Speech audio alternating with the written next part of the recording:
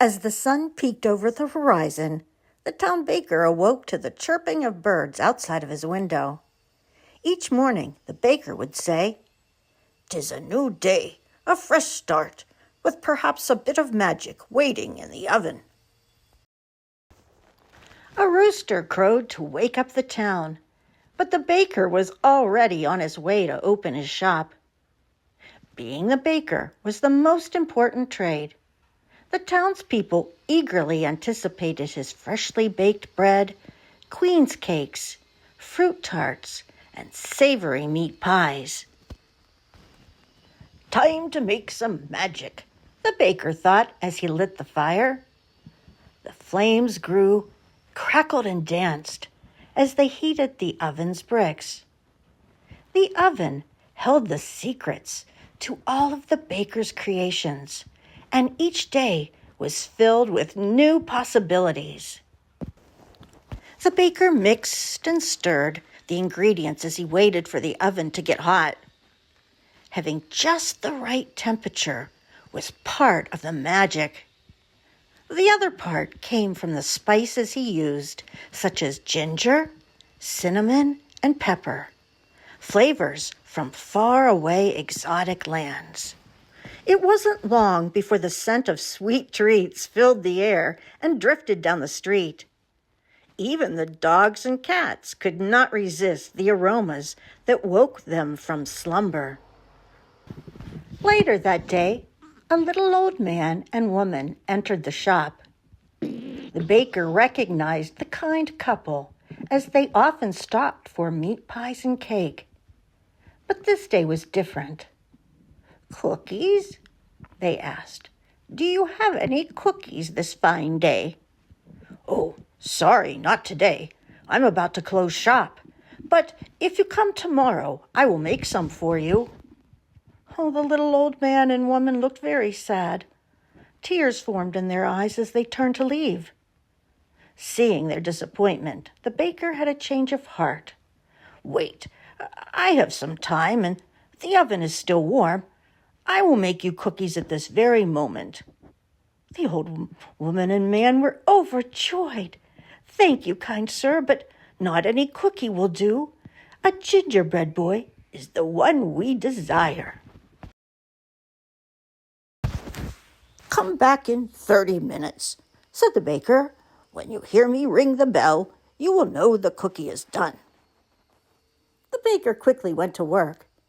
Into a large wooden bowl, he added sugar, flour, and spices. In went some butter and cream. The smell was most delightful.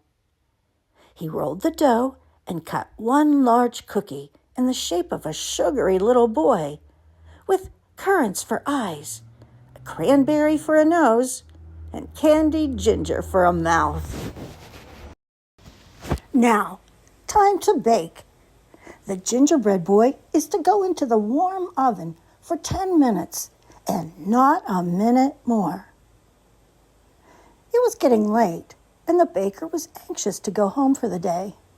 He busily cleaned, making sure everything was back in place. Suddenly, he realized that instead of 10, 11 minutes had passed. "Oh, my cookie! Oh, my! I'm late! It must come out now!" He grabbed his peel and quickly removed the cookie from the oven. Oh, it was piping hot. So hot, the gingerbread boy popped off the tray. To the surprise of the baker, the gingerbread boy started to run around the room. "Oh, the magic of my oven has gone awry! Oh, my!" exclaimed the baker. "Ouch! You took me out in the nick of time. A minute too long, you missed the deadline."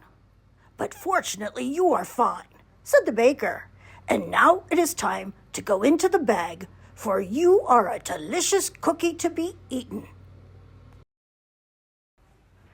"To be eaten? Oh, no! Run away, I will. 'Tis a colonial boy I am, you see. I can run fast. You can't catch me. Huzzah!" And with that, The gingerbread boy grabbed the baker's bell and ran out the door.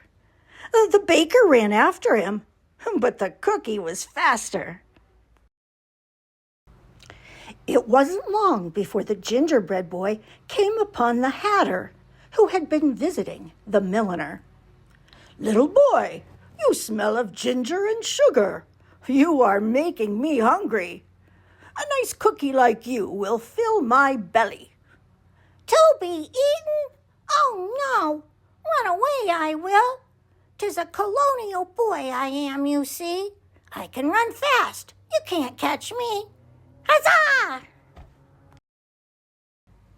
The gingerbread boy grabbed the hatter's tricorn hat. There was magic in the air because the hat was just his size. He then ran down the street ringing the bell.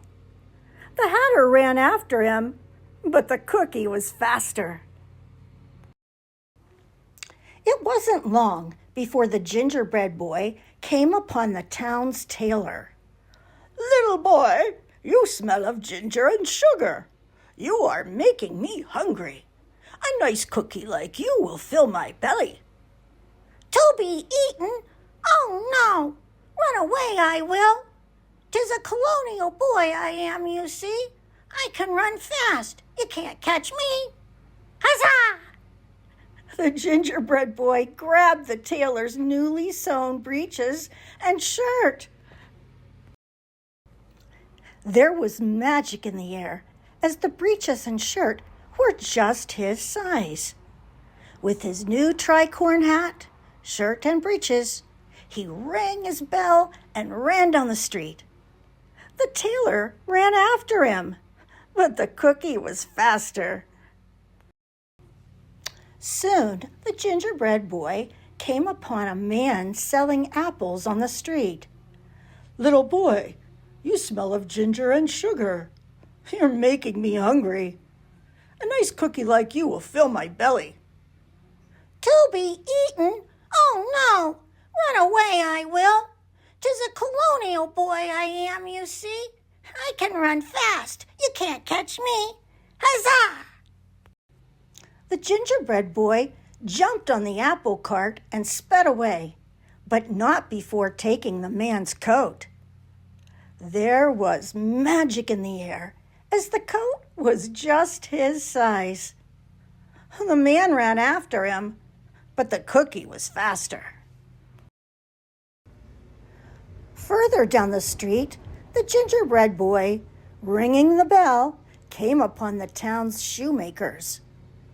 "Little boy, you smell of ginger and sugar. You're making us hungry. A nice cookie like you will fill our bellies." "To be eaten?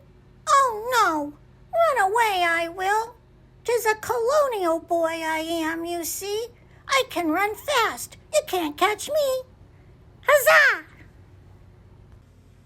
The gingerbread boy jumped into a newly made pair of buckle shoes and ran down the street.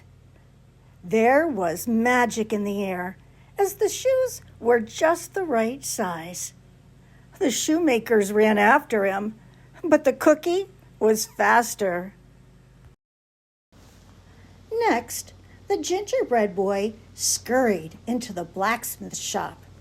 He thought no one would find him there. But the smell of ginger and sugar rose above the smell of smoke and fire. The blacksmiths were ready for a sweet treat. "Little boy, you smell of ginger and sugar. You're making us hungry. A nice cookie like you will fill our bellies." "To be eaten? Oh, no! Run away, I will. 'Tis a colonial boy I am, you see. I can run fast. You can't catch me. Huzzah!" The cookie ran out of the shop, but not before taking a kerchief for his neck. The blacksmiths ran after him, but the cookie was faster.